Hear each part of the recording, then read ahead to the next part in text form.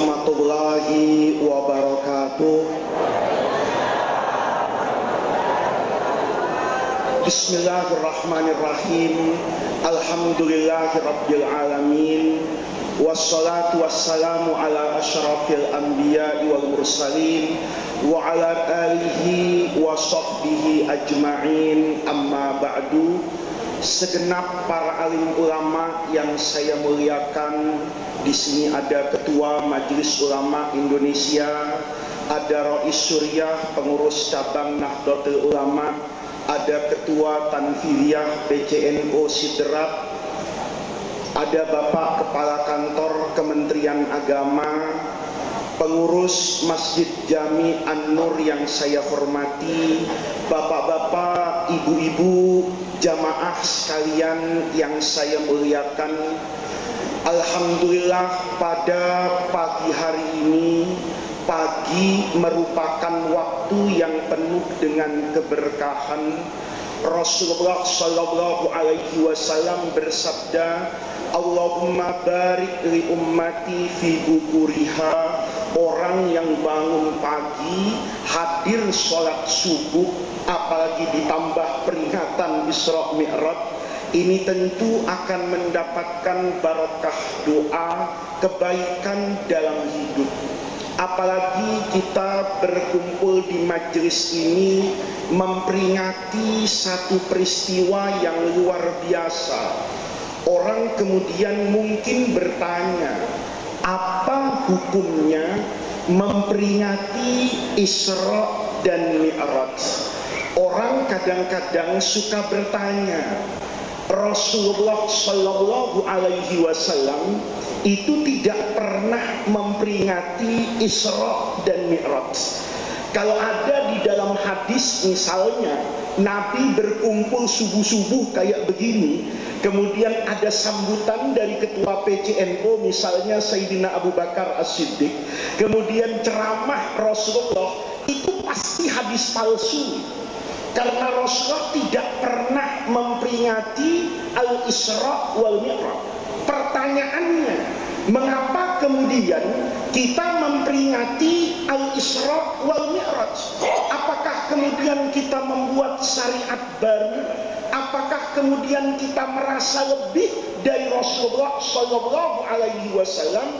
Ini yang perlu kita pahami. Karena apa? Karena boleh jadi apa yang dilakukan oleh Rasulullah di masa lalu itu tidak lagi kita lakukan di masa sekarang karena perbedaan kondisi. Apa yang tidak dilakukan oleh Rasulullah itu bukan berarti tidak boleh kita lakukan hari ini. Karena boleh jadi yang kita lakukan hari ini menjadi kebutuhan kita yang di masa Rasulullah itu semua tidak dibutuhkan. Nanti kita jelaskan satu persatu. Memperingati Isra Mi'raj ini, semangat dan substansinya itu bagian dari ajaran agama. Misalnya, dulu Rasulullah, ini dalam Sahih Bukhari misalnya, ketika Rasulullah Shallallahu Alaihi Wasallam datang ke kota Madinah, hijrah dari Mekah, Imam Bukhari itu meriwayatkan satu hadis. Kata Imam Bukhari, lama qadima Rasulullah Shallallahu Alaihi Wasallam al-Madinah. Begitu Nabi sampai di kota Madinah dari Mekah, Nabi itu wajadal Yahud. Nabi itu mendapatkan orang Yahudi berpuasa, puasa sunnah yang pahalanya luar biasa. Namanya puasa Asyura, 10 Muharram. Nabi kemudian bertanya kepada orang Yahudi di Madinah, kenapa kalian berpuasa pada hari Asyura? Maka orang Yahudi itu balik bertanya kepada Rasulullah, apakah orang Islam itu tidak tahu bahwa hari ini Allah Subhanahu wa Ta'ala itu aghraqa Fir'aun, menenggelamkan Fir'aun, wa najja Musa, dan menyelamatkan Nabi apa itu? Nabi Musa. itu terjadi pada hari Asyura. Maka kata Yahudi, ini kan peristiwa besar wahai Muhammad, karena dia kan bukan umatnya Rasulullah. Dia mengatakan ini kan peristiwa besar. Bagaimana tidak besar? Nabi Musa yang tidak punya apa-apa dikejar oleh Fir'aun yang memiliki segalanya. Nabi Musa itu cuma tahu bocoran dari istana ini, ya, bocoran dari istana. Ini bukan soal Pilpres 2024. Bocoran dari istana ini, Nabi Musa ini akan dihabisi oleh Fir'aun karena perkembangan agama tauhid yang luar biasa. Maka Fir'aun sampai pada kesimpulan, ini sudah tidak bisa didiamkan, harus dihabisi. Maka ada perencanaan pembunuhan Nabi Musa dengan semua pengikutnya. Maka Nabi Musa mendengar itu, wah, kita harus lari, kalau tidak bisa mati, dibunuh sama siapa ini? Fir'aun. Nabi Musa keluar langsung dari Memphis Mesir itu. Ya, waktu itu kan tidak bawa handphone Nabi Musa, jadi tidak lihat GPS, ya, tidak lihat arahnya kemana ini. Maka oleh Nabi Musa dibawa Bani Israel itu ke tepi laut. Ini secara logika manusia salah. Salahnya di mana? Kalau orang itu belajar ilmu tentara, kemiliteran mau perang, kalau perang itu tidak seimbang kekuatannya, maka dia harus melakukan perang yang namanya perang gerilya. Ya, kayak tentara Amerika itu misalnya, ketika mau masuk ke Irak menjatuhkan Presiden Saddam Hussein, itu perang udaranya itu cuma 1 minggu. 1 minggu itu Irak dikirim dengan senjata-senjata canggih lewat udara, kalah total. Tapi untuk menaklukkan satu negara itu tidak cukup dengan perang udara, harus perang apa ini? Darat. Begitu pasukan marinir harus masuk jalan kaki ke darat, masuk ke Baghdad, masuk ke Basra, masuk ke Kufa, maka perangnya tidak selesai-selesai itu. Kenapa? Karena diajak perang gerilya. Orang Irak tahu itu kampungnya, di mana dia sembunyi, di mana dia bersembunyi, kapan dia yang paling bagus menyerang, tahu bagaimana panasnya. Dia ajak itu tentara Amerika perang gerilya. Dan banyak sekali tentara yang memiliki senjata jauh lebih hebat, tapi kalau diajak perang gerilya itu seringkali kalah. Pasukan Rusia terjadi di Afghanistan, pasukan NATO juga di Afghanistan, itu menghadapi sesuatu yang tidak mudah ketika perang darat. Maka Nabi Musa ini disalahkan sama siapa ini? Sama pengikutnya. Ini kita tidak punya senjata apa-apa, diajak ke pantai, tempat yang terbuka, Pak. Pantai mau bersembunyi di mana, Bapak? Itu yang namanya pasir, iya kan? Lari ke depan itu air, ke belakang habis kita. Maka disalahkan Nabi Musa, inna la mudrakun. Kau ini jadi pemimpin bagaimana? Kita ini mudrakun, pasti tertangkap dan mati. Nabi Musa itu enggak panik, Pak. Jawabnya itu enak saja. Kata Nabi Musa, kalla, tidak mungkin kita mati. Kata orang, bagaimana tidak mungkin? Kita jalan kaki. Ini Fir'aun bawa semua senjata modern pada masanya. Mungkin ada Panzer di situ, ada Toyota Land Cruiser di situ, ada semuanya dikejar sama Haman. Kata orang, ini pemimpin kita kenapa lari ke sungai? Mestinya naik ke bukit-bukit di Pare-Pare sana itu kan, yang di balik gunung bersembunyi itu yang harus mati kita. Kata Nabi Musa, tidak mungkin kita hancur. Kenapa? Inna ma'iya sabr, inna ma'iya rabbi. Saya punya Allah. Fir'aun punya senjata. Keyakinan yang kuat. Inna ma'iya rabbi. Saya punya Allah. Saya din. Pasti akan ngasih jalan keluar. Begitu ngomong saya dini sampai dinun, itu Jibril turun. Kata Jibril, ada apa Musa? Kata Musa, pakai nanya kau ada apa? Ini mati kita diserang dari belakang. Kata siapa itu? Kata Nabi Musa. Kata malaikat Jibril, Kenapa kau pusingkan itu? Kata Nabi Musa, bagaimana tidak pusing? Saya ini membawa orang sekian banyak. Kalau cuma saya yang mati satu, tapi ini akan terjadi tragedi pembunuhan Jibril. Gimana caranya untuk selamat? Kata Jibril, gampang. Tongkat. Wah, ini tongkat luar biasa, Pak. Ya kan? Dipukul jadi ular. Ya, kata malaikat Jibril, pukul tongkatmu ke air. Itu Nabi Musa ini penting. Itu keyakinannya kepada Allah.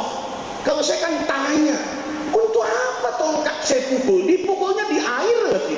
Ya, Bapak pukul air itu kan gak ada maknanya. Kata Jibril, pukul itu di tongkat itu di air. Kata Nabi Musa, saya pukul. Jadi Pak, jembatan Suramadu itu, ya, kayak itu saya cari itu tongkat Nabi Musa. Itu kalau ketemu tongkat itu sekarang, itu separuh dari urusan Indonesia selesai. Ya, saya kalau ketemu tongkat Nabi Musa, KPK saya suruh bubar. Kenapa? Setiap pemerintah mau membangun proyek sudah tidak perlu tender. Kalau di tender dikorupsi semua itu, maka cukup tongkat Nabi Musa. Nabi Musa ketemu, saya tidak kena macet lagi Pak dari Pare-Pare ke sini. Ya. Jalanan ingin saya lebarkan, tidak usah pakai tender, kau undang kontraktor, ya kan? Tidak usah. Pukul tongkat itu langsung jadi jalan yang luas. Pukul tongkat itu kereta api sampai kemana pun. Ya kan? Kenapa? Itu tongkat luar biasa dipukul. Begitu dipukul, itu laut itu terbelah. Seolah-olah bisa dilewati oleh siapa ini? Oleh Nabi Musa. Ini lihat, kenapa itu diperingati dengan puasa Asyura? Begitu laut itu terbelah, maka Nabi Musa itu nyebrang sama siapa ini? Sama semua pengikutnya. Ya, kalau di NO itu, mulai dari PBNO, PWNO, PCNO sampai MWC, banser-banser ikut semua itu. Selamat dia. Fir'aun itu bukan raja bodoh, bukan raja bodoh. Begitu yang terakhir dari umat Nabi Musa itu masuk ke laut lewat, itu Fir'aun menahan kudanya. Kata Fir'aun, bahasa Fir'aun, ini sihir. Saya sudah pengalaman sama Musa itu. Ya, tongkatnya tidak main-main. Saya kasih ular kecil, tongkat dia jadi ular yang apa ini? Yang besar. Ini kalau kita masuk nih ke laut, Fir'aun tahu Pak, kalau itu akan hancur. Tapi jangan coba-coba lawan Allah. Ya, itu Fir'aun sudah ngerem. Dia kasih tahu sama pasukan, berhenti dulu, masuk hancur kita itu. Musa ini luar biasa mainannya, ya, nggak main-main. Tapi malaikat Jibril itu turun. Begitu melihat Fir'aun berhenti, tidak ngejar Nabi Musa, malaikat Jibril itu turun, naik kuda. Malaikat Jibril bawa kuda yang paling cantik, Pak. Sementara kudanya Fir'aun itu kuda laki-laki yang paling ganteng, nafsuan, Pak. Dia ada janda dieksekusi itu kuda itu. Itu luar biasa. Ini bawa kuda yang cantik ini, ngerem sudah Fir'aun. Tapi mata kudanya Fir'aun yang laki ini ngelihat, Masya Allah ini barang bagus ini, jarang-jarang ada di Sidrap ini. Kata siapa ini? Kata kudanya Fir'aun. Maka kudanya Fir'aun itu kehilangan apa ini? Kendali.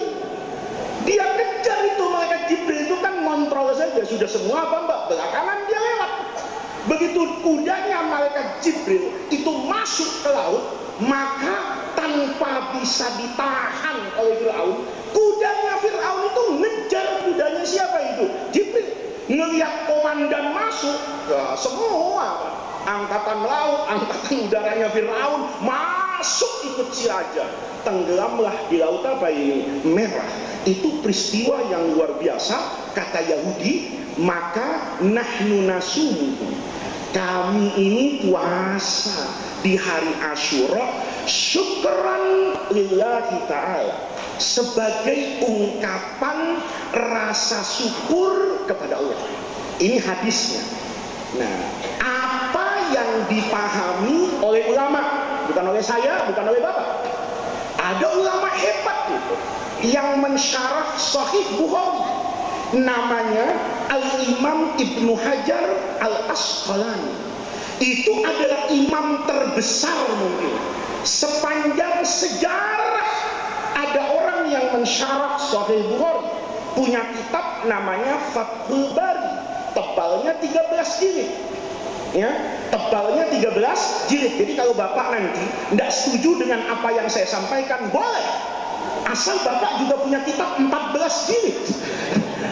Ya, jangan orang itu mudah-mudah merendahkan ulama tanpa memiliki kapabilitas keilmuan yang sama, apalagi integritas moral yang jauh dari ukuran kita dengan ulama di masa lalu. Apa kata Imam Ibnu Hajar Al-Asqalani di Fathul Bari? Beliau waktu itu tidak sedang bicara tentang Asyura. Beliau ditanya orang, apa hukumnya memperingati Maulid Nabi besar Muhammad Sallallahu Alaihi Wasallam? Kata Imam Ibnu Hajar, kalau saya pahami hadis tadi soal puasa Asyura yang kaitannya dengan mensyukuri nikmat Allah yang Allah berikan kepada Nabi Musa sehingga Nabi Musa selamat dari kejaran Fir'aun, kemudian Yahudi puasa, Rasulullah di ujung hadis itu mengatakan, nahnu, kami orang Islam, Allah bin Musa, itu lebih utama untuk bersyukur kepada Allah dengan selamatnya Nabi Musa, karena kami orang Islam itu punya Quran. Quran itu tujuannya muhaiminan, menjaga semua agama, menjaga semua syariat Allah, menjaga kehormatan semua nabi. Ya. Bapak ini orang Islam, tapi syaratnya Bapak beriman dan dicatat sebagai muslim itu amanar Rasul bima unzila ilaihi min rabbihi wal mu'minun kullun amana billahi. Kemudian bukan Rasul Pak nantinya itu, bukan kitab.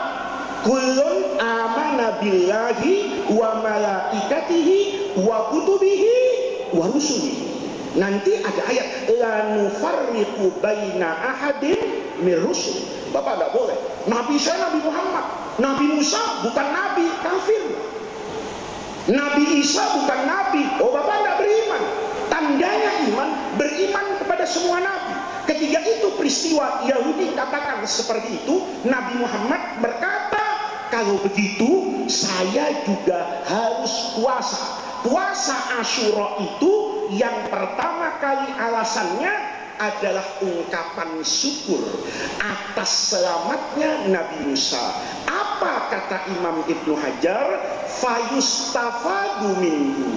Saya baca hadis ini istifadah, bisa menyimpulkan. Apa kesimpulannya? Kata Imam Ibnu Hajar, fi'lus syukri.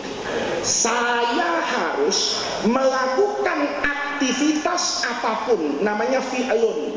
Fi'lun itu kata kerja. Kerjaan kita banyak. Ada orang yang kerjanya jalan, ada orang yang kerjanya tidur. Bertidur itu bekerja. Karena tidak semua orang bisa tidur. Ya betul kan Pak? Ya, tidak semua orang bisa tidur.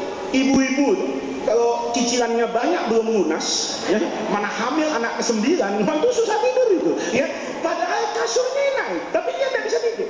Itu tidur itu pekerjaan, berarti tidak semua orang bisa. Pekerjaan itu ada yang terlihat. Saya bersuara, membaca Quran, itu terlihat. Oh ya, dia sedang yazkurun Allah. Tapi ada orang yang zikirnya juga tidak didengar orang. Itu juga bagian dari pekerjaan. Kata Ibnu Hajar, dari hadis ini saya pahami bahwa Nabi ingin mengajarkan kepada kita fi'lus syukri. Orang itu boleh mengerjakan apapun selama pekerjaan itu dipahami sebagai ungkapan rasa syukur. Min isda'i ni'matin, karena dapat nikmat, au daf'i nikmatin, atau tertolaknya musibah. Ini saya boleh lakukan fayu'adu, boleh diulang-ulang fi nadhiri dzalikal yaum, pada hari yang sama, min kulli sanatin, setiap tahun. Itu kata Imam Ibnu Hajar. Jadi bapak-bapak, memperingati peristiwa apapun di dalam hidup, yang peristiwa itu kita peringati karena kita mendapatkan nikmat yang luar biasa. Apa nikmat waktu waktu Isra wal Mi'raj, sholat, ya, itu sudah nikmat yang besar, Pak. Yang asalnya 50 waktu. Kalau waktu itu 50 waktu beneran, Pak, kita neraka semua, insya Allah. Insya Allah kita neraka semua. Mau 5 waktu saja sulitnya luar biasa, ya. Apalagi 50 waktu, sholat 50 waktu, sudah neraka saja tidak mungkin ini 50 waktu. Itu kan nikmat. Audaf nikmatin atau tertolaknya musibah. Bapak bisa lihat peristiwa Isra Mi'raj itu memberikan makna yang luar biasa. Nabi Muhammad itu di Mekah itu diboikot oleh semua orang sebelum peristiwa Isra wal Mi'raj. Wafat istri tercinta Sayyidatuna Khadijah yang membela Rasulullah lahir batin. Khadijah itu bu, kalau punya ATM itu dikasih tahu sama Nabi PIN-nya. Kalau istri kita mau tahu PIN kita, tapi kita tidak boleh tahu PIN dia, gitu. Uang suami itu uang istri juga, tapi uang istri itu ya uang istri. Itu Khadijah masa kini, ya. Tapi Khadijah yang dulu itu kalau punya tabungan apapun, Nabi dikasih tahu. Dia naruh uang di lemari, kuncinya 2, Pak. Satu buat Khadijah, satu buat Rasulullah. Kalau istri kita enggak, ya kan? Kalau sudah dapat uang, kita cari-cari enggak ketemu lagi, Pak, di lemari itu. Di mana dia taruh kita enggak tahu itu. Padahal tetap dalam rumah itu. Itu Khadijah. Itu istri yang luar biasa wafat. Nabi Muhammad itu punya paman yang sangat berwibawa. Abu Thalib bin Abdul Muthalib.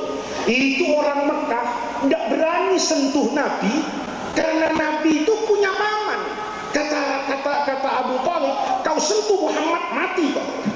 Jadi orang Mekah itu bilang, aku bukan takut sama keponakannya, pamannya itu yang jadi masalah. Ya kan, pamannya itu punya badik, pamannya itu punya senjata, pamannya itu punya wibawa, pamannya itu orang yang paling dihormati di kota Mekah, tidak berani sentuh keponakannya.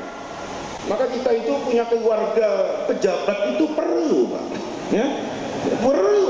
Kalau ketua NU ini besangan sama gubernur Sulawesi Selatan, selesai urusan banser-banser ini, ya kan? Kenapa? Ada pendukung. Itu wafat, Pak, pada tahun yang sama, namanya Amul Husni, tahun yang penuh kesedihan. Itu yang ditunggu oleh Abu Jahal, Abu Lahab, Abu Sufyan. Hari ini siapa yang mau bela Muhammad? Hartanya enggak ada, Khadijah udah meninggal. Pak Wibawa enggak ada, pamannya sudah. Maka diusir Nabi Muhammad. Diusir kan dengan semua orang yang mengikuti Rasulullah. Itu diusir keluar dari kota Mekah. Diboikot. Jangankan yang miskin, yang kaya seperti Sayyidina Abu Bakar itu tidak bisa bermanfaat uangnya. Dia mau datang masuk ke Alfamart, ditulis besar-besar, tidak menerima Muhammad dan sekutunya, tidak menerima Muhammad dan pengikutnya. Biar orang kaya mati, Pak. Diusir sama orang Mekah. Maka Allah bilang, orang itu kalau beriman kepada Allah, kalau yang dia kerjakan kayak doa yang kita baca subuh tadi, sholat, inna sholati wa nusuki wa mahyaya wa mamati lillahi rabbil alamin, boleh kau tutup semua pintu dunia, akan aku bukakan pintu apa itu? Langit. Nah, peristiwa yang seperti ini itu kan termasuk dari apa yang dipahami oleh Imam Ibnu Hajar Al-Asqalani terkait semua pekerjaan yang bisa dipahami sebagai ungkapan rasa syukur tanpa harus bertanya, ini dikerjakan Nabi atau bukan? Ini penting, Pak. Karena sebelum kita Isra Mi'raj kita harus yakin dulu ini, kita ini tidak dosa. Jangan sampai Isra Mi'raj itu tidak dikerjakan oleh Nabi. Yang tidak dikerjakan oleh Nabi itu namanya bid'ah. Ya, bid'ah itu kullu bid'atin dhalalah wa kullu dhalalatin finnar. Kan yang paling rugi saya. Sudah teriak-teriak, ya kan? Semalam tidur sudah malam, hari ini sampai nanti malam enggak tidur saya. Kalau terus kemudian ini ceramah sudah capek-capek berkeringat, masuk neraka lagi. Kita cari Tuhan selain itu, Pak. Kita cari agama selain itu. Di mana rahmat? Di mana logika? Ini penting banget. Kenapa? Karena ketika kita pahami pemahaman ini, tidak boleh hadis itu kita baca dengan pemahaman kita, dengan terjemahan kita. Boleh jadi apa yang kita pahami itu menjadi salah karena kita tidak memiliki perangkat-perangkat yang dibutuhkan untuk memahami ajaran agama secara umum. Iya. Nabi itu, ya kalau kita lihat sudah mengajarkan semua yang dibutuhkan oleh umat manusia. Ayatnya juga jelas, al-yauma akmaltu lakum dinukum. Pertanyaannya, apakah agama Islam itu sudah sempurna apa adanya? Ya segitu-segitu aja.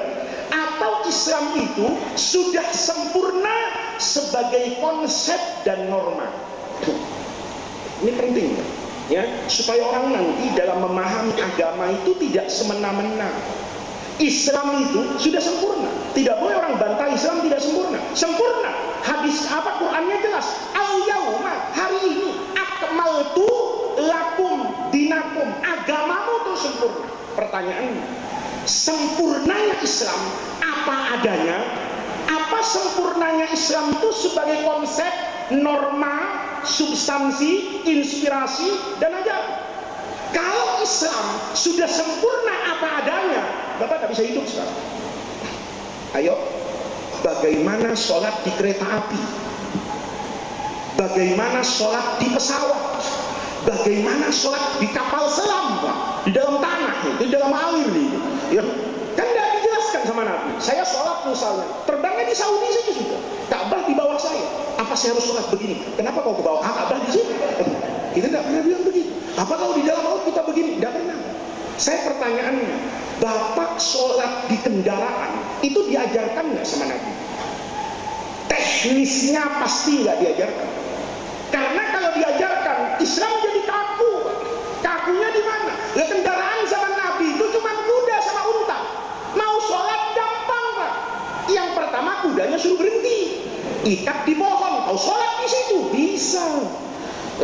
Atau kudanya arahkan ke arah kiblat. Nabi sholat ala dabbah, itu hadis. Bapak naik kereta api di Jawa, ya, sudah menghadap kiblat misalnya, Pak. Kasih tahu sama masinisnya itu, di belakang ada Andretta Gurutai itu, Andre Gurutai itu sedang mau sholat, ya. Ini sudah cocok, ini arah kiblatnya. Jangan kau ubah-ubah lagi. Ya. Kata masinis, apa urusan aku dengan kiaimu itu? Aku jalankan kereta ikut rel, relnya ke kanan, belok ke kanan. Kalau terus masuk jurang kita mati. Itu ya. Kalau Nabi bilang, nanti kalau kalian sholat di atas kereta api begini-begini, Sayyidina Umar bingung dia. Apa itu ya Rasulullah kereta api? Kata Nabi, kereta api itu bahasa Arabnya Umar al-Qitar, wa ma'adraka mal-Qitar. Turunlah surat kereta api gitu. Ya. Ini kalau kita lihat tidak ada di zaman Nabi. Betul, Pak. Iya, tapi secara norma Islam itu sempurna. Sholat di mana saja itu normatifnya diajarkan sama Rasulullah, tetapi teknis pelaksanaannya itu tidak diajarkan. Ini penting. Jangankan saya pernah di Arab Saudi, di Masjid Nabi. Waktu itu ya sudah lama. Sekarang nggak bisa. Tahun 90 itu Raudhah itu sepi. Sepi sekali tahun 90 itu. Saya sholat kemudian baca Quran. Qurannya waktu itu pemerintah Saudi itu masih payahnya luar biasa. Qurannya itu yang pinggirannya ada emasnya. Ya, itu ditaruh di Raudhah, warnanya merah atau warnanya hijau. Itu harganya kira-kira 300 real sekarang. Itu ada tebal. Sekarang nggak ada di masjid itu. Kertasnya tipis semua. Itu kertasnya kayak dari bambu, Pak. Biar kita keringetan, nggak akan kertasnya itu mengambang bagus. Ya. Habis sholat saya baca Quran. Tengah-tengah baca Quran, leher saya itu menengok ke kiri, makam Rasulullah. Saya itu membayangkan, Masya Allah, kayak apa ya kalau bisa baca Quran depan Rasulullah. Karena terbawa perasaan, maka selesai baca Quran, saya cium mushaf itu. Saya cium. Cium ini, Pak. Bapak jangan tanya, itu diajarkan Nabi apa enggak? Agama itu bukan cuma fikih belaka, Pak. Agama itu pakai rasa.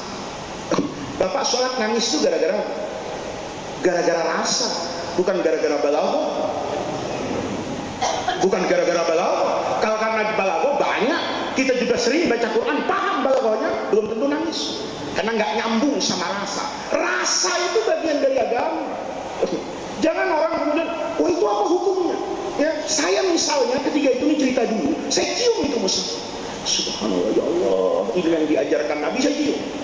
Ada orang Saudi narik kepala saya. Kepala saya ditarik, dia bilang. Haram katanya. Kenapa haram? Bid'ah. Kenapa bid'ah? Nabi tidak pernah mencium mushaf. Saya bilang sodakta, benar.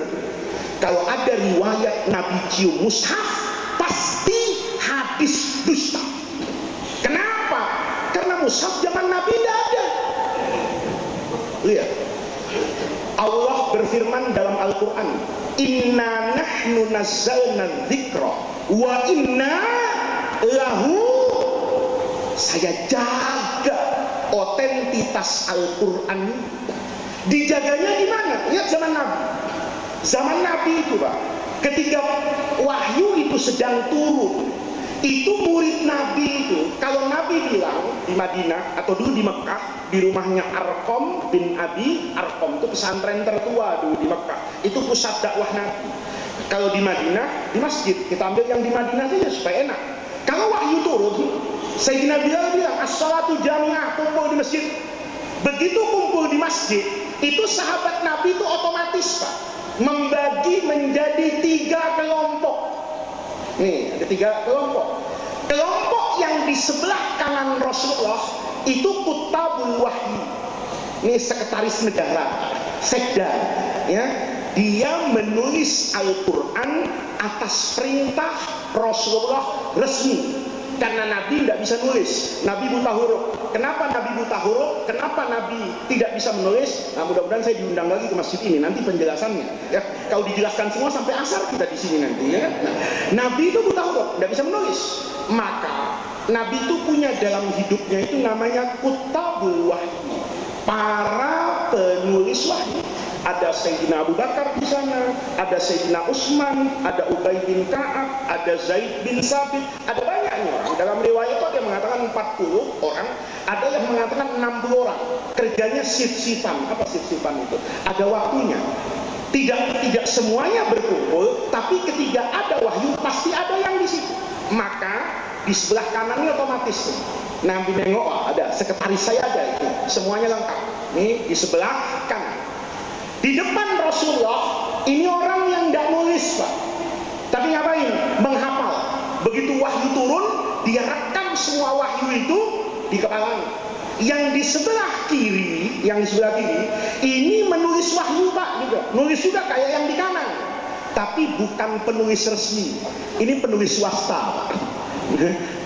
Ini penulis swasta nih, tidak ada pensiunnya nanti ini ya, tidak ada gajinya ini.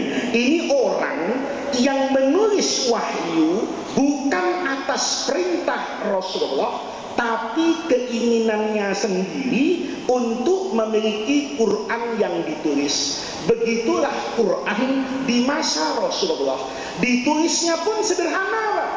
Yang kaya kayak Sayyidina Utsman misalnya, karena sering menyembelih kambing atau unta, maka kulit untanya jadi kertas. Orang kaya.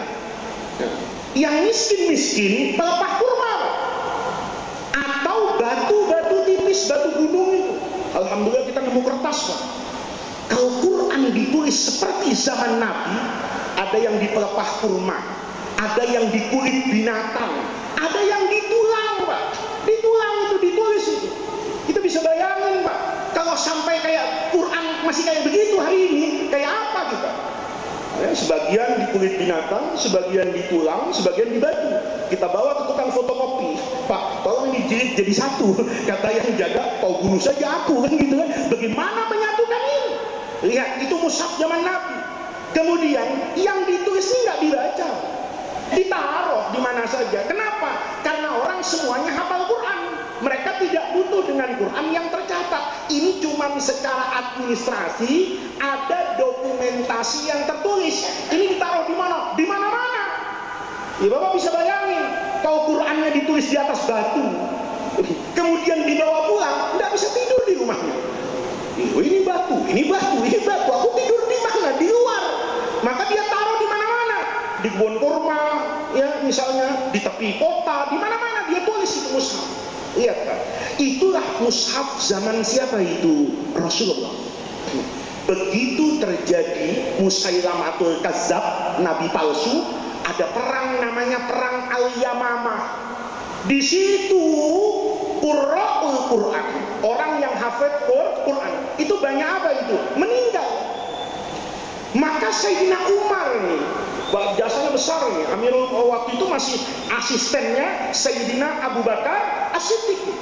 Itu Sayyidina Umar bilang sama Abu Bakar tuh lapor setelah waqatul Yamamah, banyak ahli Quran yang meninggal. Kata Sayyidina Umar, adrikil Quran ya khalifata Rasulullah. Pikirkan nasibnya Al-Quran. Kata Sayyidina Abu Bakar, apa itu Umar? Loh, ini yang hafal Quran banyak yang meninggal. Nanti kalau kita tidak urus Quran sesuai hari ini, nanti lama-lama setiap ada qori, setiap ada hafiz mati, maka Qurannya ikut masuk ke liang kubur. Generasi setelah kita boleh jadi tidak akan tahu yang namanya apa itu ayat Quran. Kenapa? Karena dibawa mati sama qori. Atau ada orang yang menulis Quran tadi, tapi kan tidak ditulis di rumah, ada di kebun sana. Boleh jadi jangankan orang lain, ahli warisnya tidak tahu dia taruh di mana. Kalau sekarang kan kita tahu semua harta warisan bapak, apalagi surat tanah. Surah Yasin boleh kita tidak hafal kan gitu, tapi surat tanah itu biasanya diketahui itu sama ahli waris. Ini ahli warisnya tidak tahu. Kalau nanti ada orang kehilangan satu catatan Quran, bagaimana Abu Bakar? Kata Abu Bakar, aksir, udahlah, tidak usah berdebat panjang. Apa maumu Umar? Kata Umar, mau saya supaya mushaf hari ini ditulis dalam satu alat tulis yang sama. Kalau mau di pelepah kurma, pelepah kurma. Kalau mau di kulit binatang, di kulit binatang. Tapi sama semua. Nanti kita jadikan satu menjadi mushaf tertulis. Kata Sayyidina Abu Bakar, tidak bisa. Saya tidak mungkin mengerjakan pekerjaan lam yaf'alhun nabi. Lihat.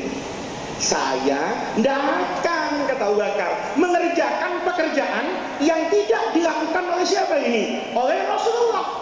Namanya bid'ah, Pak. Ya.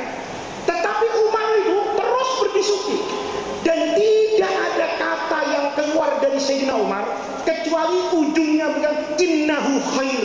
Itu baik, itu baik, itu baik. Ulang dia. Abu Bakar masih ngotot, nggak mau, bid'ah. Besoknya datang lagi Abu Bakar, mati lagi nih satu dengan qori Quran ini. Adrikil Quran lah, kata Abu Bakar, innahu khair, innahu khair. Lama-lama Sayyidina Abu Bakar itu setelah selalu bertemu dengan Umar, innahu khair, innahu khair, kata Abu Bakar, innahu la khairun ya Umar. Betul itu baik. Dibuat panitia, ya, kodifikasi Al-Quran, bukan menulis Pak, menyalin. Ya, kalau nulis itu sesuatunya tidak ada. Ini semuanya ada. Bapak baca sejarahnya itu. Maka oleh Sayyidina Abu Bakar diangkat sahabat Nabi yang paling muda, tapi hafalan Qurannya paling bagus, tulisannya paling bagus. Siapa? Zaid bin Sabit. Kamu jadi rois, ini ketua panitia di Kementerian Agama ada itu. Lajnah Pentashih Al-Quran. Nah ini ketua lajnahnya ini, sayangnya eselon 3 Pak. Saya tidak berani bilang Sayyidina Zaid itu eselon 3. Harusnya menteri ini. Ya, ini menjadi ketua panitia. Maka Zaid Pak itu mengumpulkan semua sahabat dengan teori yang tidak pernah terbayangkan dan tidak dikerjakan oleh Rasulullah.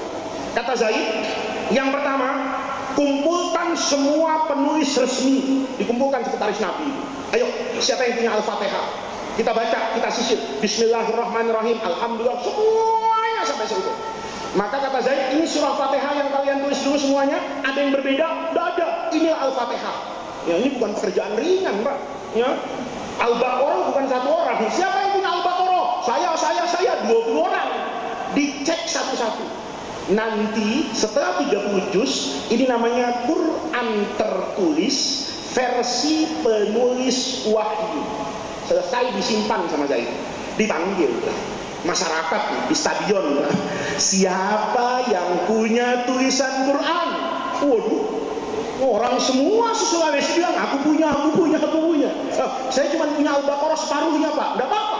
Semua catatan terkait Quran dikumpulkan semua. Maka kata Zaid, ayo di luar penulis wahyu tadi, ayo Al-Fatihahnya dulu ya. Siapa yang punya Fatihah lihat tulisannya. Bismillah, Alhamdulillah, terus sampai ihdinas siratal mustaqim waladhdallin, amin, semuanya ada. Maka disimpulkan inilah Al-Quran tertulis versi penulis swasta. Maka dibandingkan sama Zaid, nggak sederhana Pak.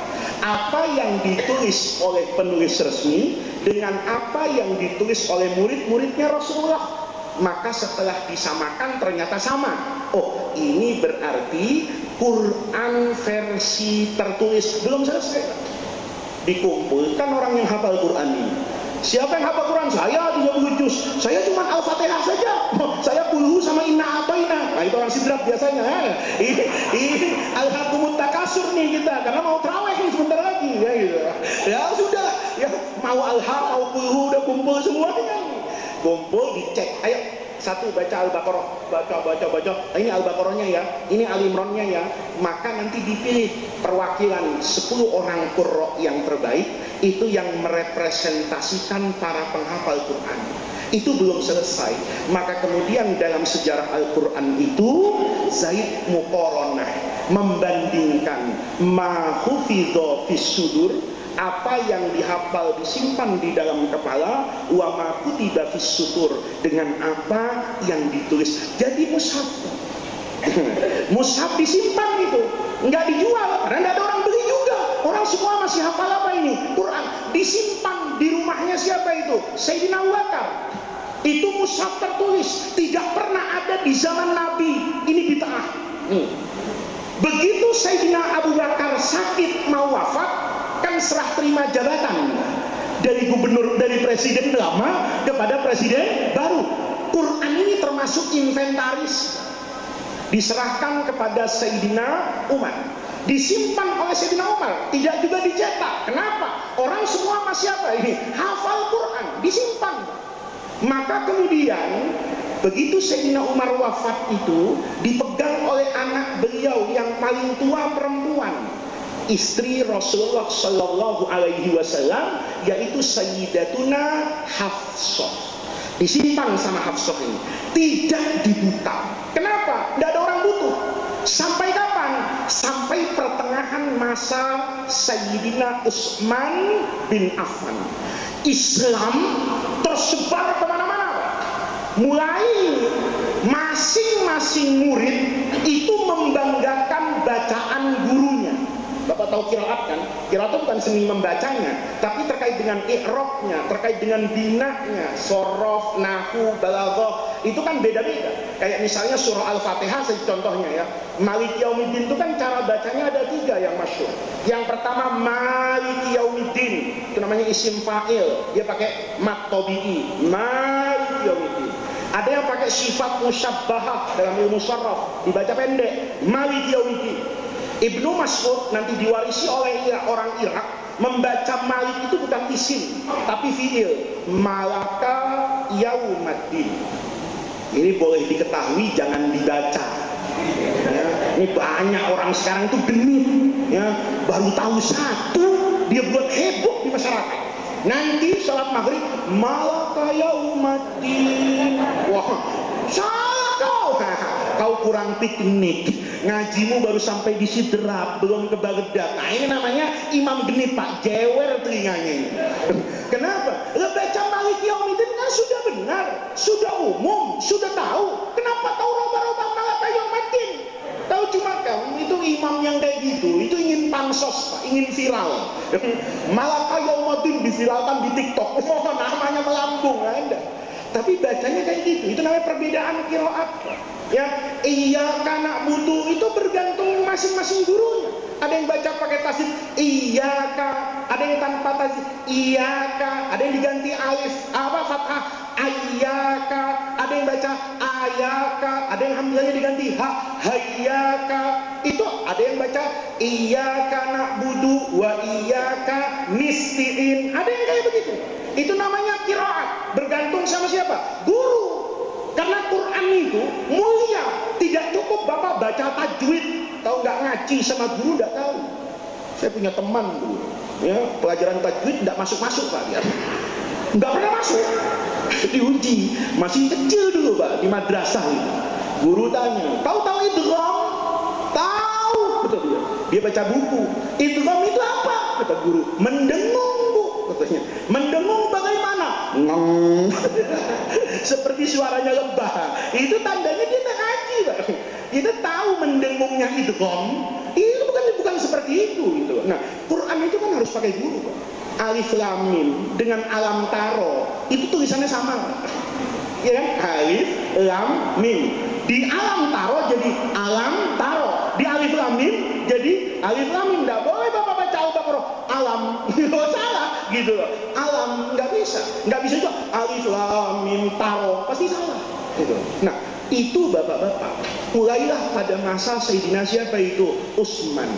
Kata yang satu lebih afdol qiraat saya, kata yang satu lebih afdol qiraat saya.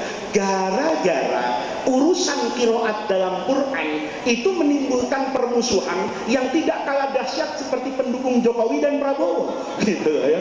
Masing-masing itu bisa masjid. Aku tidak mau baca itu, tidak afdol itu. Bikin masjid dia, hanya beda qiraat, bayangin. Maka mulailah ini panglima-panglima Islam, gubernur-gubernur yang tersebar itu datang ke Madinah. Bilang lagi, adrikil Quran ya Amirul Mukminin. Presiden, perhatikan Quran. Quran hari ini kalau dibiarkan seperti itu, maka akan menjadi sumber perpecahan, bukan lagi sumber persatuan. Begitu imamnya baca dengan qiraat tertentu, ada makmum yang mengatakan, saya dulu ngajinya nggak begitu, ini salah, kita bangun masjid. Ya kan? Mushaf juga identik dengan kelompok orang. Oh ini Qurannya si A, Quran saya tidak begini. Maka itulah Bapak yang melahirkan mukjizat Quran yang luar biasa, namanya Mushaf Utsmani. Ya. Mushaf Utsmani yang asal itu ditulis pakai khot kufi. Bapak tahu kan bentuk-bentuk khot itu banyak. Khot kufi itu istimewanya apa? Dia ditulis tanpa titik. Ini kalau ini kita masih pakai Mushaf Utsmani, tidak bisa kita baca sebenarnya. Karena tidak bisa bedakan antara ba, ta dengan ta, kecuali dari bentuk huruf. Kita bisa bayangin, Quran lengkap kayak begitu kita masih salah bacanya. Bagaimana kalau tidak ada harokatnya dan tidak ada titiknya? Tapi itu dibutuhkan di masa itu. Sehingga ini mukjizat. Ini cuma bisa dipakai Quran. Bahasa Arab nggak bisa. Ini Quran. Maka mulai hari itu semua orang itu bisa menggunakan mushaf yang sama untuk beragam bacaan. Contoh, kalau Bapak baca Mushaf Utsmani itu nggak ada mat tabi'i pakai alif Pak. Maliki Yaumiddin itu bergantung dia ngajinya di mana. Kan dikasih tanda Pak, kayak fathah miring sedikit, ya kan? Tidak dipakein alif. As-samawat itu habis mim, tidak ada alifnya. Dia kasih tanda panjang supaya orang begitu baca ada tanda panjang. Oh, ini bacanya Maliki Yaumiddin. Kata yang satu, dari mana Maliki Yaumiddin? Tidak ada alifnya. Bacanya Malik. Ayo mereka sepakat. Ini Quran saya, ini Quran saya.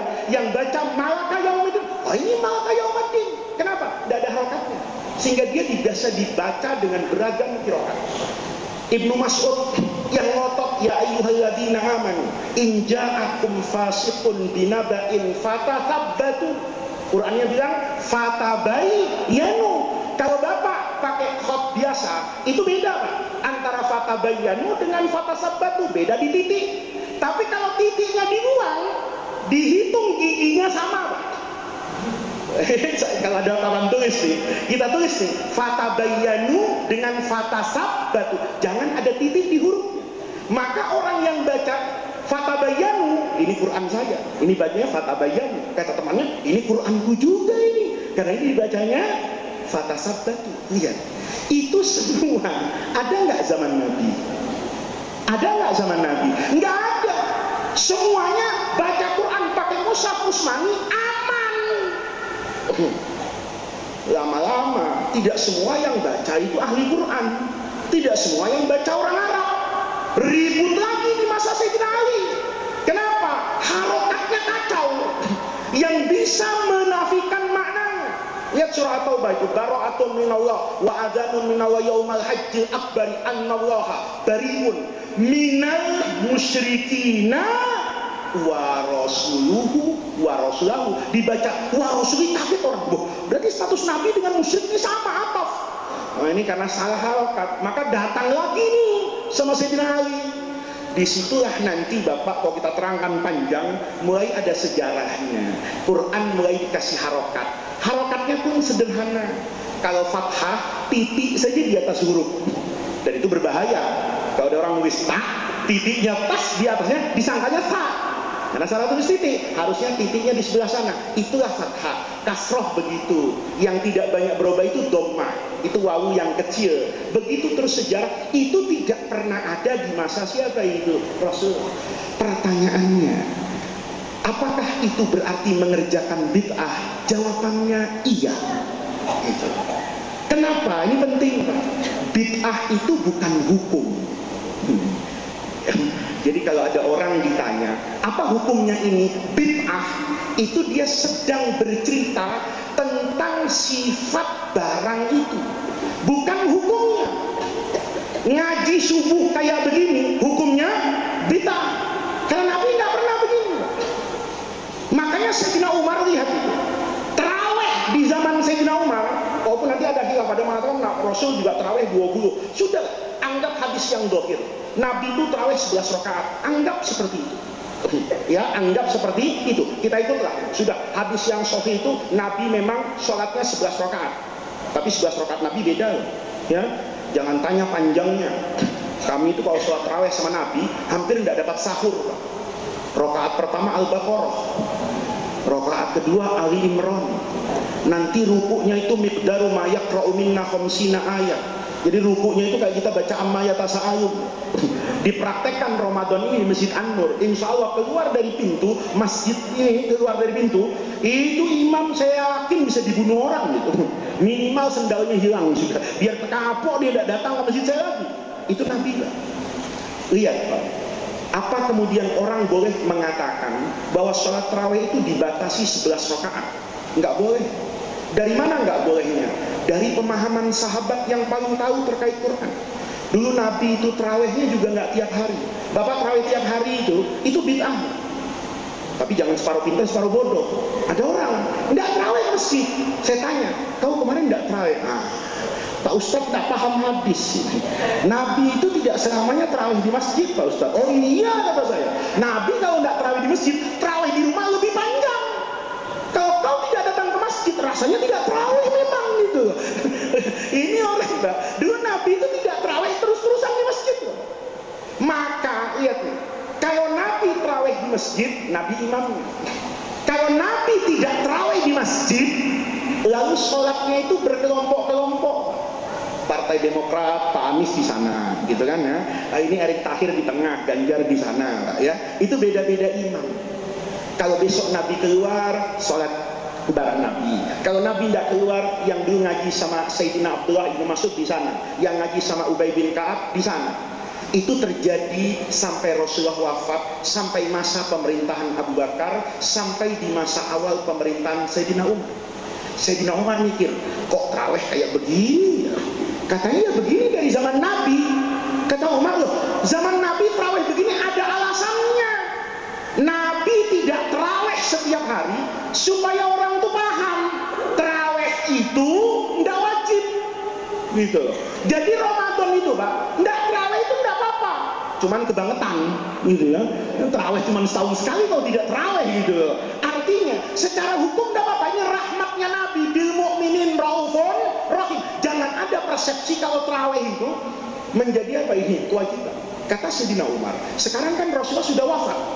Agama udah selesai, paham kita kalau tarawih itu tidak wajib, sunnah.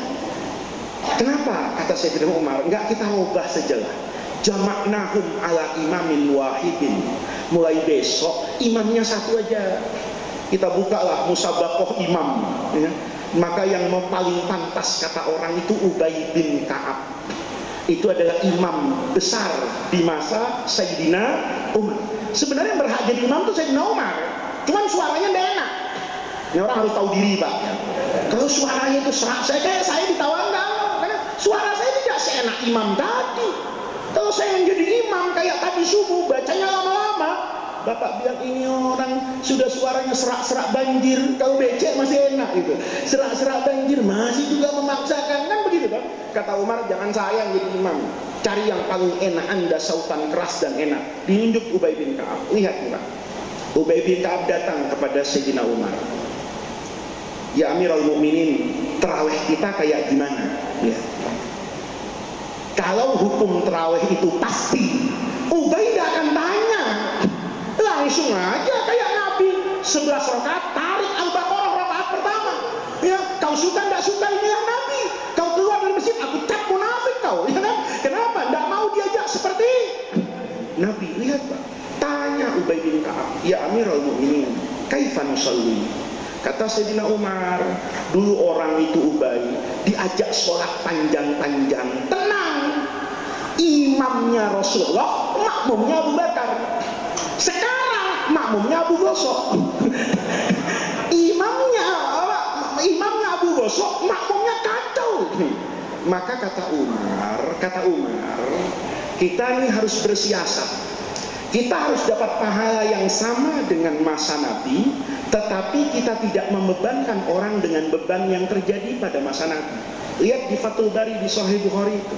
Apa kata Sayyidina Umar? Kita potong kiroatnya, jangan Al-Baqarah, tapi juga jangan kulhu. Itu ekstrim Pak, itu radikal itu ya.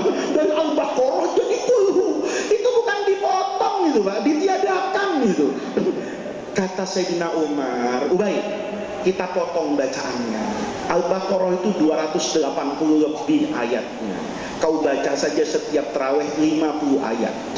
Berarti pahala kita kalah dengan Rasulullah.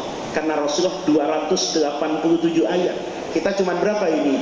50. Kita tebus itu dengan menambahkan rokaatnya. Kita kalah kiroat dari Nabi, tapi kita menang rokaat.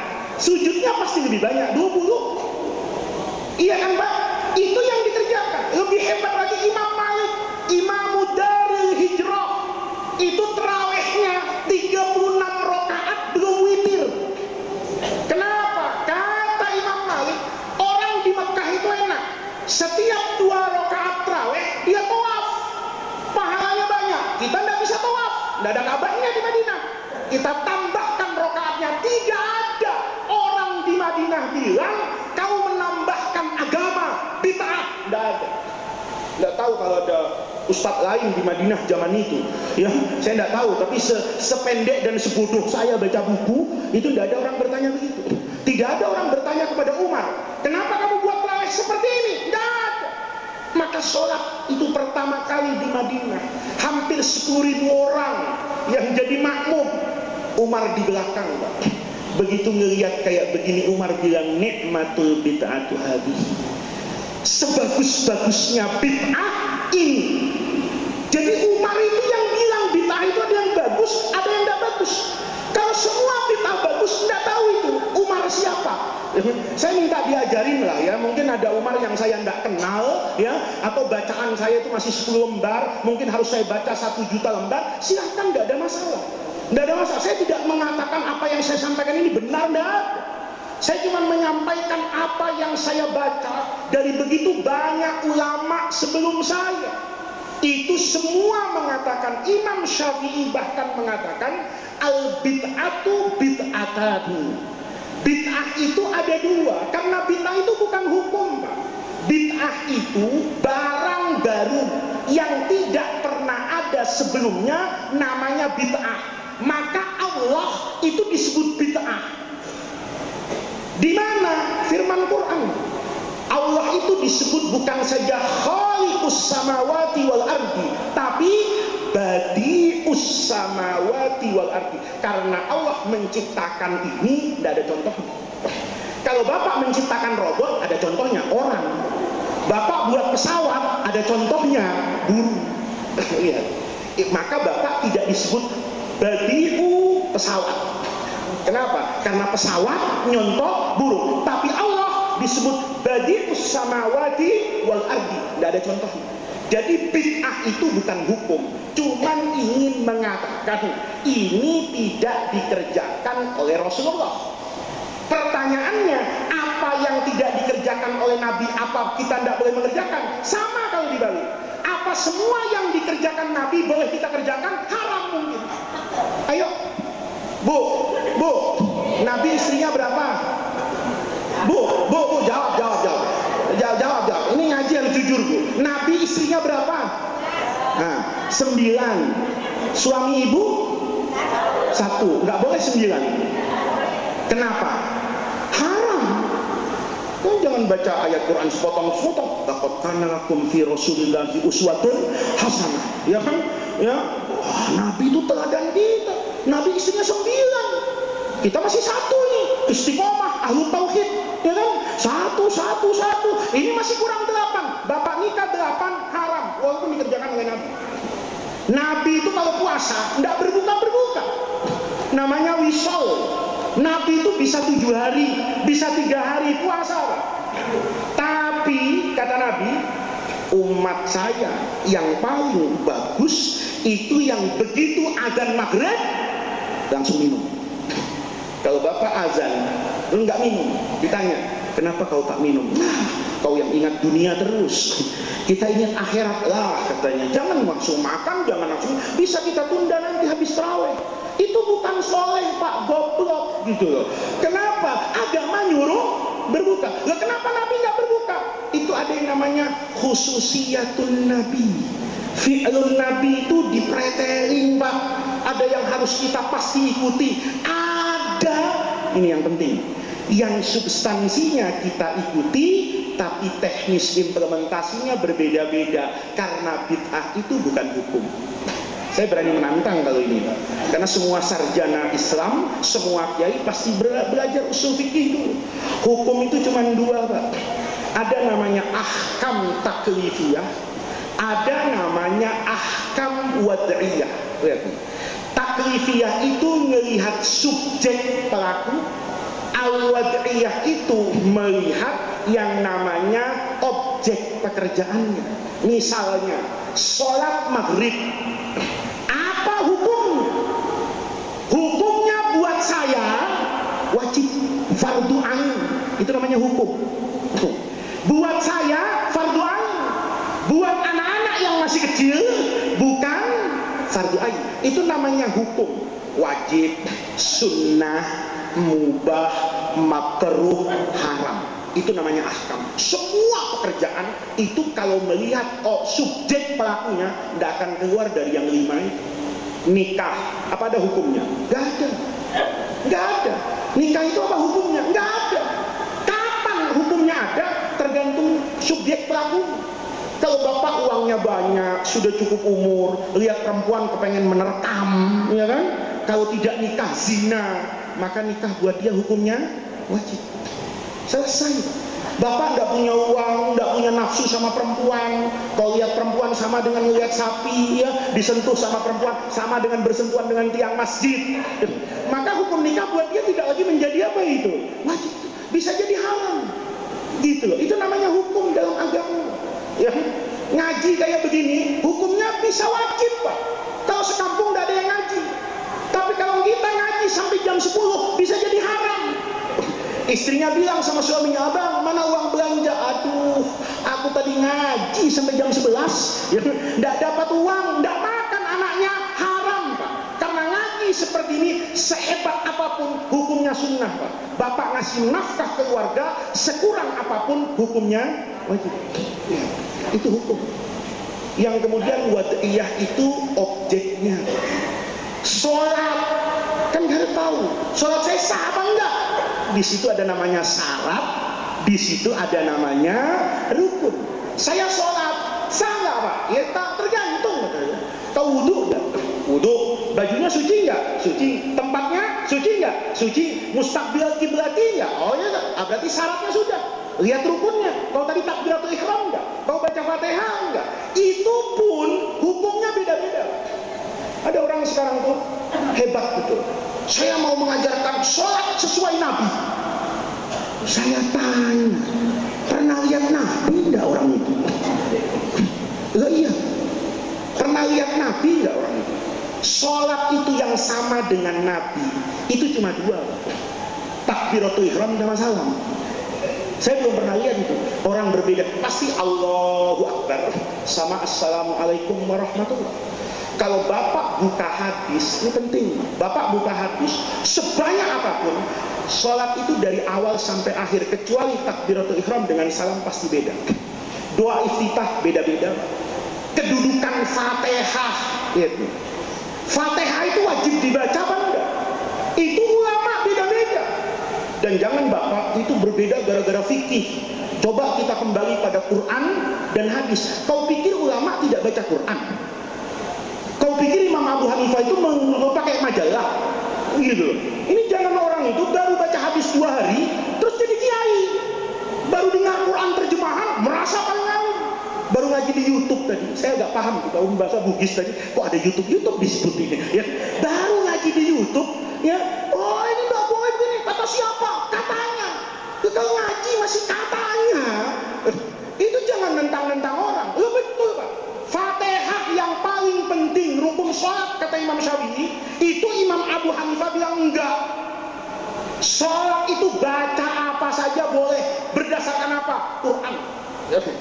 Quran yang ngomong faqra'u ma tayassara minal Quran. Itu semua mufassir sepakat itu turun terkait bacaan dalam sholat. Faqra'u ma tayassara minal Quran. Baca yang gampang-gampang.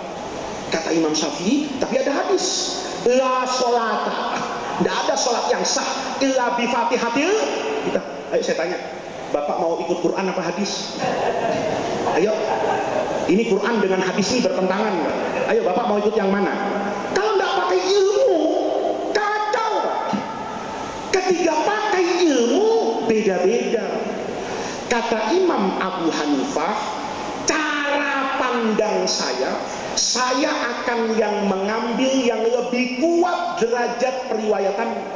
Quran itu mutawatir, diriwayatkan oleh orang banyak. Hadis la sholata illa bi fatihatil kitab itu khobar ahad. Hadis yang diriwayatkan individu sahabat. Saya tidak mungkin meninggalkan yang diriwayatkan orang banyak hanya karena satu riwayat yang diriwayatkan oleh orang per orang.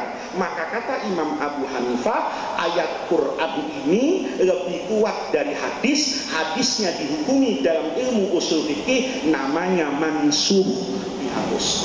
Selesai. Kata Imam Syafi'i, enggak. Ini ada 2 dalil.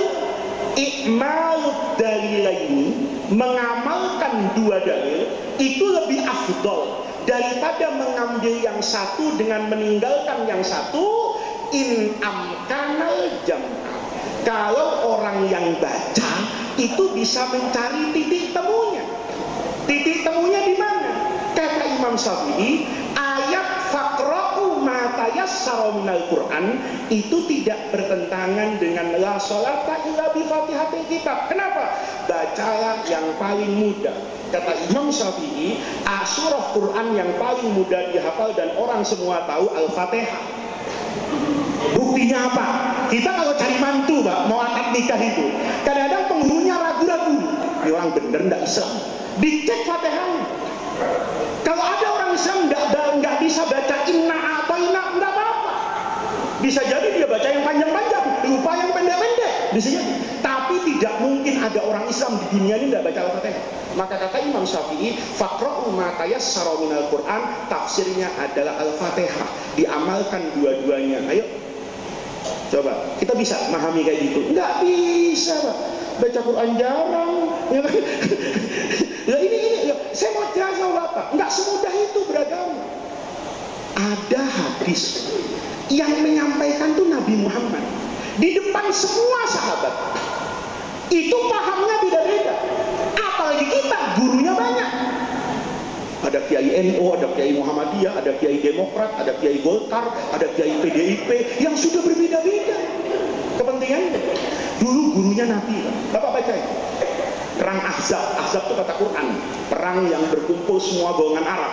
Kalau kata hadis itu namanya perang Khandaq, perang yang Nabi Muhammad itu bikin apa itu parit ya, orang sini bilang parit.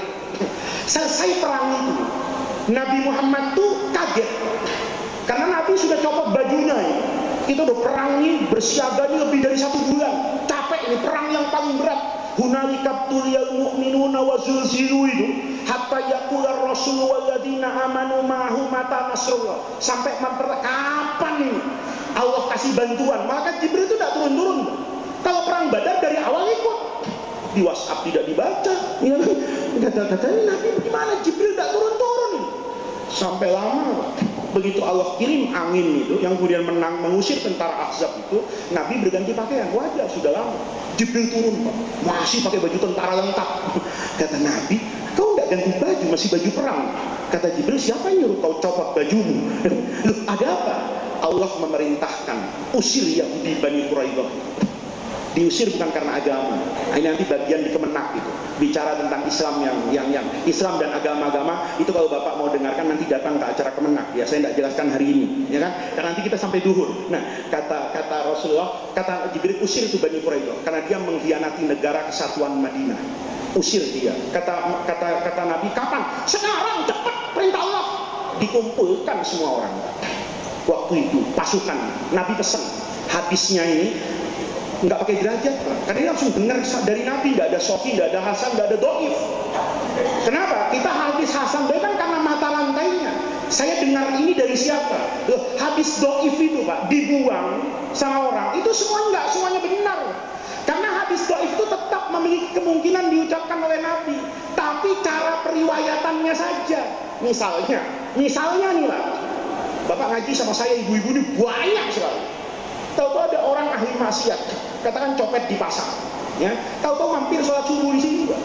Semua yang ada ini tidur, ya, kecuali copet. Dengar ayat Quran, saya bilang wala taqtulu amwalakum bainakum bil batil, mengambil hak orang lain, mencari yang haram, itu enggak boleh. Diingat betul sama copet. Keluar, dia ketemu pelacur habis tugas malam, ya kan? Dia bilang sama pelacur ini, enggak boleh kau melacur, dosa. Kenapa? Kiai tadi bilang begini-begini. Kata pelacur, apa iya Kiai ngomong begitu? Kenapa? Bapak-bapak ada yang tahu, karena tidur. Tapi pelacur tadi tahu, karena dikasih tahu sama copet. Nah, ini namanya hadis doif, Pak. Bukan perkataannya, tapi rawinya copet, gitu loh. Saya percaya atau tidak, ini penting, Pak. Ya, jadi nggak semua orang mazhab ahli sunnah, nggak semua hadis doif itu dibuang. Imam Bukhari iya dalam Sahih, tapi Imam Bukhari punya kitab lain, namanya Al-Adabul Mufrad. Itu di dalamnya banyak hadis yang doif, tapi tidak bertentangan dengan agama. Maka di sini hadisnya Sahih. Nabi ngomong sama pasukan, kalian, saya baru dapat perintah dari maka Jibril. Untuk apa ini? Kata Allah, cepat usir Bani Quraidah sekarang. Maka Nabi ngomong, la yusalliyan ahadukum sholatal asri illa fi Bani Quraidah. Kamu jangan sholat asar kecuali di Bani Quraidah. Anggap dari Sidrap mau ke Makassar. Kata Nabi, kau jangan sholat kecuali di Maros. Jalan pasukan ini, duhur, asar, maghrib di sini jam setengah 6. Udah katakan setengah 6. Jam 6 ini belum sampai Maros, masih macet di Pare-Pare. Maka sahabat Nabi ini saling melirik. Kata yang satu, ayo sholat. Kau buta ya? Itu matahari hampir terbenam, kita belum sholat asar. Temannya dibilang apa itu? Buta, Pak. Ya, enggak berhenti. Ya, mesti kau bilang berhenti, ini kita sholat asar dulu, sudah maghrib. Yang dibilang buta enggak terima. Dibilang kau budak. Apa? Budak, tahu budak, Pak? Tuli. Kau tuli. Tuli apa? Enggak dengar. Nabi bilang apa? Jangan sholat asar kecuali di Maros. Kau lihat ini di mana nih? Pare-Pare. Enggak sholat ini, Pak. Terus itu. Yang ini sholat. Lihat. Pulang, dua-duanya cepat-cepat lari ke Rasulullah. Kata yang satu, Nabi tidak sholat asar. Ini tidak sholat asar Nabi. Asarnya di jamak Isya di Bani Quraidah itu. Ya, asar, maghrib, Isya jadi satu, ini orangnya Rasulullah. Yang gitu, ini Nabi tidak taat perintahmu. Katanya jangan sholat kecuali di Maros. Di Pare-Pare dia sholat. Nabi ada bilang, kau salah. Nabi tersenyum. Kenapa? Karena hadis Nabi itu memang bisa dipahami dengan dua cara tadi. Yang satu itu pas bandrol, kacamatanya kuda. jangan sholat kecuali di maros. Selama ini bukan maros, tidak sholat dia. Biar sampai hari kiamat dia tidak sholat gitu. Karena belum sampai di maros. Kata yang satu, ini metafora. Bahasa balaghahnya namanya majas. Di situ ada istilah. Maksudnya Nabi, kau jalan tuh cepat supaya nanti maghrib sudah di maros gitu. Kata yang satu, Nabi nggak ngomong begitu, jalan-jalan cepat. Nabi cuma bilang, ini ribut pas sampai kiamat kurang 1 hari tetap berantem. Itu indahnya Islam. Apa yang ingin saya katakan Bapak? Wahyu itu turun dari Allah. Tapi akal manusia juga ciptaan Allah. Tidak boleh salah satu itu menafikan yang lain. Akal bilang sama wahyu, kau gak usah kecampur, aku yang pintar. Tidak boleh. Wahyu juga bilang, sudah jangan pakai otakmu itu, pakai Quran saja. Nggak begitu Pak. Agama yang benar itu pasti menggunakan wahyu yang benar, dipahami dengan cara yang benar. Memahami hadis itu harus pakai ilmu Pak. Kalau nggak pakai ilmu kacau. Ayo Bapak baca Babut Toharoh. Kau kencing di kebun nih yang nggak ada tutupnya. Itu kata Nabi, la tastaqbilul qiblata, nggak boleh menghadap kiblat, wala tastaqbilu, jangan membelakangi kiblat. Sahabat tanya, kalau gitu ngadap kemana Rasul? Syarriku, ke timur, au gharribu, ke barat. Bapak ngajar di sini, bilang, saudara-saudara, kau naik gunung, kau jangan kencing menghadap kiblat atau membelakangi kiblat. Tanya, lalu harus menghadap kemana Kiai? Harus ke barat atau ke timur? Kata orang, ayo bertengkar aja Kiai. Saya udah kebelet nih mau kencing. Katanya nggak boleh menghadap kiblat, tapi disuruh menghadap ke barat. Katanya nggak boleh membelakangi kiblat, tapi harus menghadap ke timur. Karena dia nggak pakai otak paham hadis. Kalau dia pakai otak, dia tahu ini hadis diucapkan Nabi di mana? Di Madinah, yang letak geografisnya berbeda dengan Indonesia. Maka kata barat dan timur sekalipun diucapkan oleh Rasulullah, akal sehat pasti mengatakan itu harus dirubah menjadi utara dan selatan. Itu agama. Itu agama. Ya. Ngaji, maka orang sini tuh, ayo buka pengajian. Jangan modal satu hadis kullu bid'atin dolalah. Dia baca pakai terjemah, semua bid'ah haram. Itu ngaji di mana? Gitu loh. Karena lafaz kullun itu ada bab khas tersendiri. Dalam ilmu nahwunya ada, dalam usul fikihnya ada, balaghahnya ada. Ayo, Quran bilang tidak semua kulun itu artinya semuanya. Kata siapa? Bukan kata Faiz, kata Quran. Ayatnya apa yang paling Bapak sering dengar? Al-Kahfi. Bapak tahu ceritanya Nabi Musa sama Nabi Khidir? Iya kan? Begitu naik perahu, ini ilmu aneh Pak. Naik perahu Pak, tahu-tahu perahunya dilobangi. Iya kan? Itu Nabi Musa bilang, wah guru sesat ini. Ajaran apa ini? Naik perahu, perahunya dilobangi, mati kita semua. Kan dikasih SP1 Pak sama Nabi Khidir. Musa, kan sudah saya bilang inna kalan tastati'a maya sotro. Kan udah bilang gak sabar, udah jangan ngaji sama saya, beda ilmu kita. Musa tetap ngotot. Begitu terakhir kan dijelaskan. Ya kan? Ya, ammas safinatu fakana limasakina ya'maluna fil bahri. Adapun perahu itu kan punya orang miskin. Yang miskin itu nelayan kerja di laut. Fa'aradtu an aidaha. Saya rusak perahu itu. Kenapa? Karena wakana waro'akum. Nanti setelah kita pergi ini akan datang raja Yahudu yang merampas kulla safinatin, semua perahu ghasbah secara paksa. Kata Quran, raja itu akan merampas semua perahu. Pertanyaannya, perahu yang dinaiki Nabi Musa dan dirusak oleh Nabi Khidir diambil enggak? Tidak. Kalau diambil, kenapa harus aidah? Itu menunjukkan kulun itu tidak semuanya. Dalam ilmu usul fikih itu ada namanya al-am wal khos. Dalam balaghah ada namanya hadfus sifat, dibuang sifatnya karena sudah paham. Nih, kayak bapak misalnya, kalau nikah sama janda, jandanya bawa anak. Kalau jandanya sudah dinikah oleh bapak, maka anaknya tidak boleh bapak kawini lagi. Kenapa? Karena ibunya sudah. Itu kata Quran, wa abna'i halaikum lati fi hujurihinna. Anak-anak dari istri kalian yang tinggal bersama kalian. Pertanyaannya, Apa yang tidak bersama itu boleh dinikahi? Tidak juga. Karena itu berdasarkan rata-rata. Itu namanya memaham agama. Yang diharamkan Allah dalam Quran itu lahmal khinzir, daging babi. Apa tulangnya boleh? Nggak boleh. Kenapa? Itu namanya memahami Quran.